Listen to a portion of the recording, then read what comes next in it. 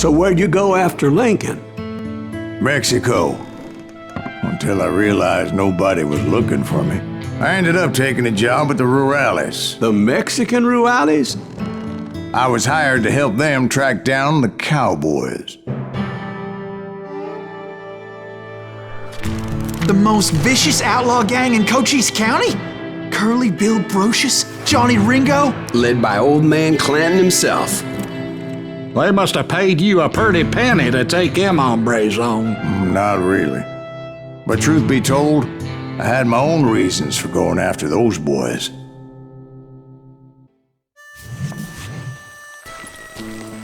So was the bastard you were after now riding with the Cowboys? Roscoe Bob Bryant was his name. Oh. But no, this time it was a different bastard I was after. The aforementioned Mr. Ringo. And yes, he was working for old man Clanton. I came upon them robbing a stagecoach, which wasn't surprising, being they were such murderous thieves and bastards. The bandits wore red scarves, so I knew they worked for the old man. Over there! There! I did my best to help those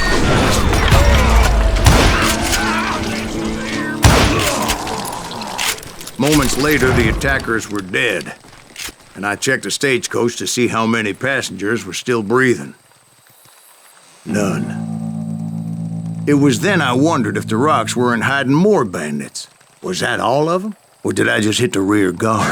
I quickly got my answer. They attacked from on high like Apaches often do. They were here in great numbers from above and rained down lead on their hapless enemies' heads. Making use of the high ground, whatever else they did. Yep, the Apaches always appeared out of nowhere, and there never seemed to be an end to them. Hold on, were you attacked by Apaches? What happened to the Cowboys? Did I say they were Apaches? I said Clanton's Cowboys attacked me Apache style. I was in a pitched battle, but I was holding my own against an overwhelming enemy force.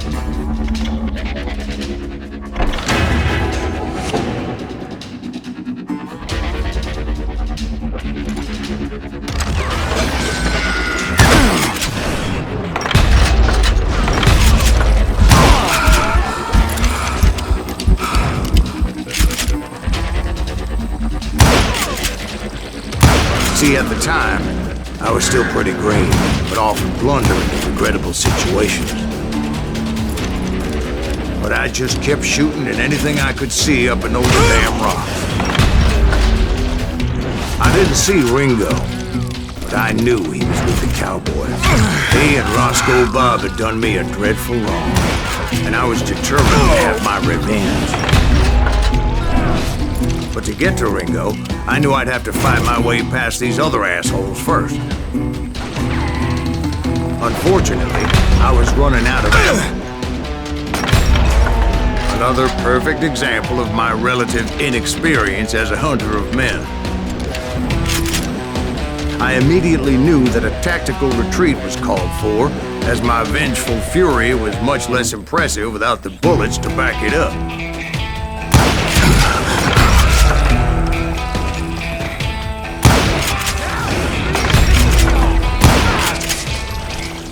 Finally, they managed to corner me. Trapped as I was, the odds of my survival seemed pretty slim. Luckily, serendipity was on my side as I suddenly spotted a way out of my predicament.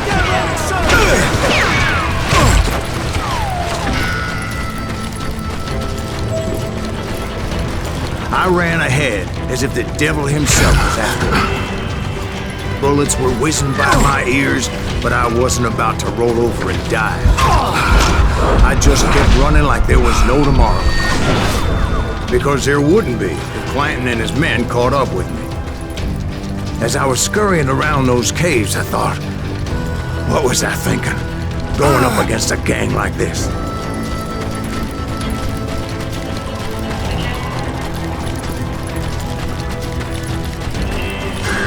I just kept running, not knowing where the hell I was going.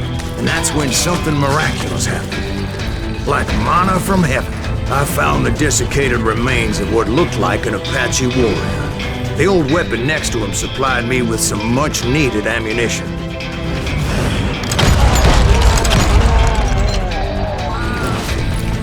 That Masterson once told me it was more important to be lucky than good, and he would know. And imagine my surprise when I found a fistful of dynamite to go along with that ammo. That stroke of good fortune evened the odds and bolstered my confidence. It was time to turn the tables. Time for the prey to become the predator. Time for the hunted to become the hunter. Time. All right, Jesus, we get it. They were right where you wanted them. That's right, Jack. I was done running. And the old man's boys were not expecting that. No, sir. I came at them like a wildcat. My fury knew no bounds. It was finally time for that old man to pay for his sins.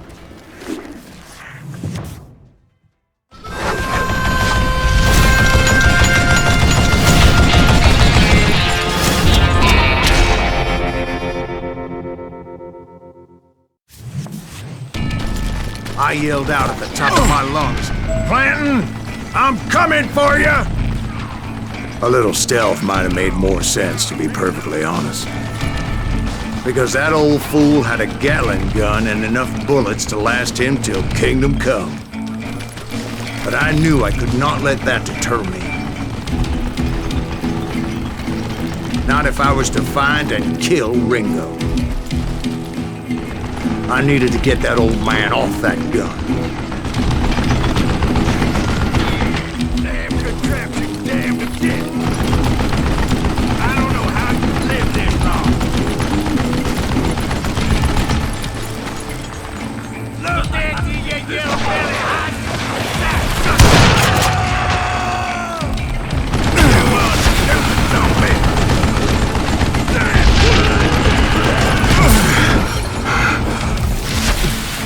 Most everyone thought it was the Ruales who had come up against him in Guadalupe Canyon, but it was just me.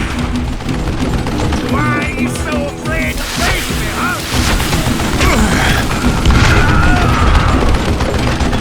Wait, goddamn buggers!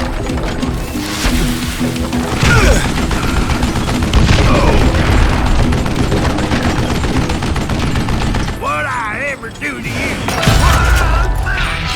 Apparently, one of the cowboys made it out of there alive, and told Ike and Billy Clanton that it wasn't a Mexican who took their father's life that day.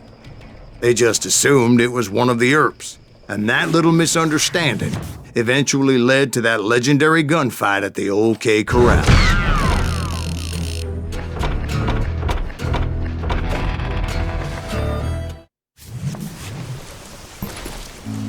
A few weeks after that dust-up at the OK Corral, I was still after Johnny Ringo. I had tracked him and the cowboys to their hideout at a sawmill, and they were loaded for bear.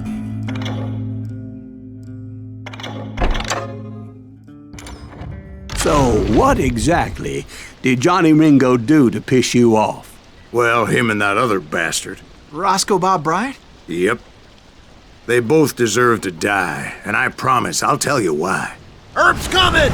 Get ready, boys. But first, I need to tell you about the Cowboys' new boss, Curly Bill Brocious. You'll die for this! Curly Bill took charge of the Cowboys upon the old man's demise, and after that gunfight at the OK Corral, the Clantons wanted revenge. So they murdered Morgan Earp and grievously wounded his older brother, Virgil.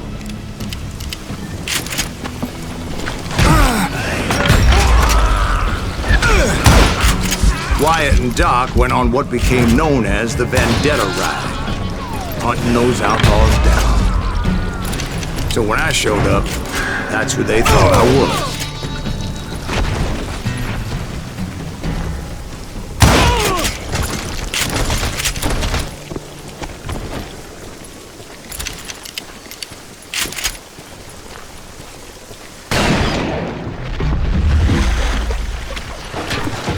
There were killers around every corner, all wearing red bandanas. That's how the cowboys identified each other. And I was beginning to wish I had one myself.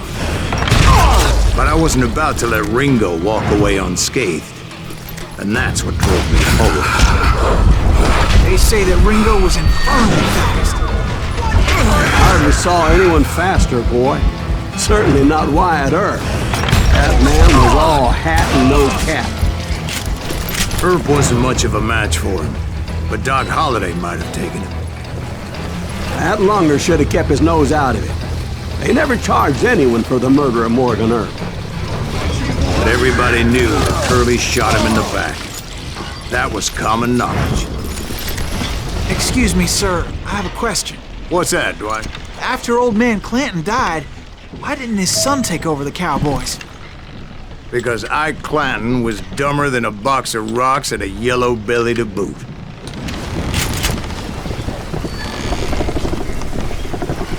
Now, where was I? Taking down the entire cowboy gang single-handed. Indeed I was, Jack.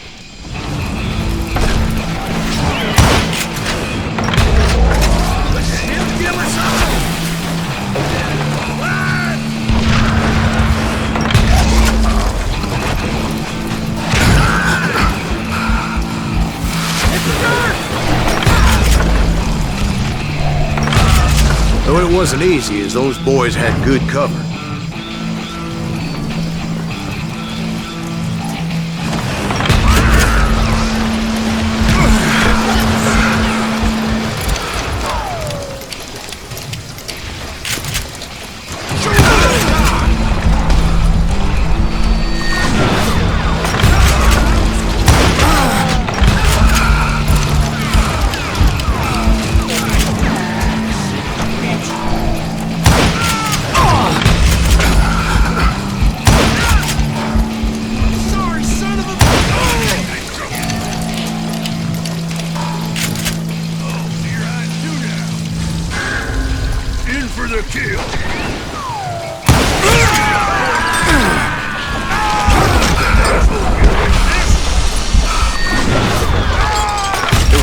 Everywhere, piles of lumber, and God knows what else for people to hide behind.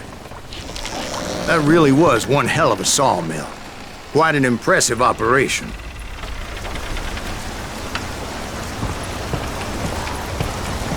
And where was Curly Bill? Did you see him?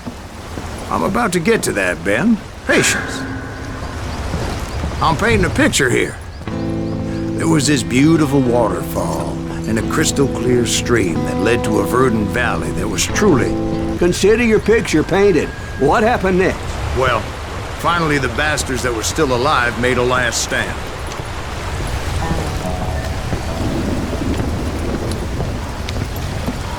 Curly Bill, Johnny Ringo, and his compadres took off into the lumber yard, and I followed after.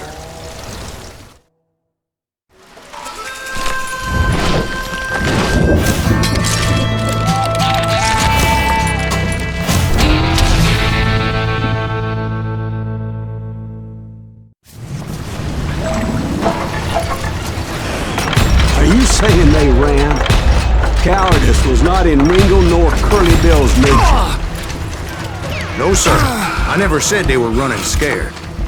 They just wanted me out in the open. Time to dance with the devil!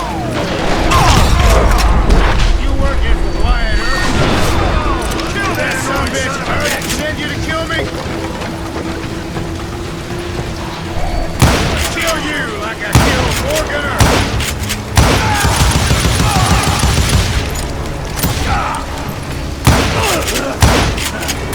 Just gonna catch my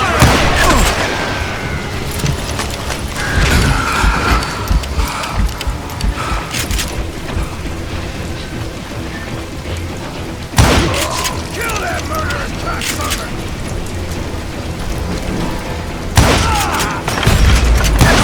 Some hollows in him! Brocious gave me no choice but to take his life. But Ringo was nowhere to be found. I knew you didn't kill Ringo, because he was found dead in a different location altogether. To this day, his killer is still unknown. Indeed. Took me a few months before I finally tracked his ass to West Turkey Creek Canyon.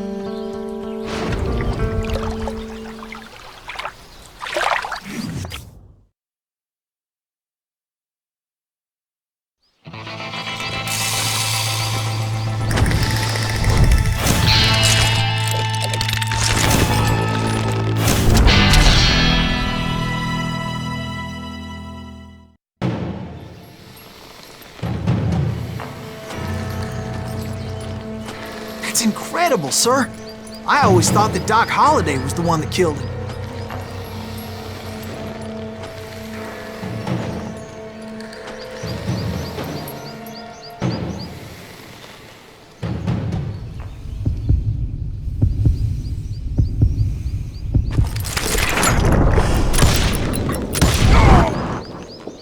Sorry I had to ruin the legend for you, boy.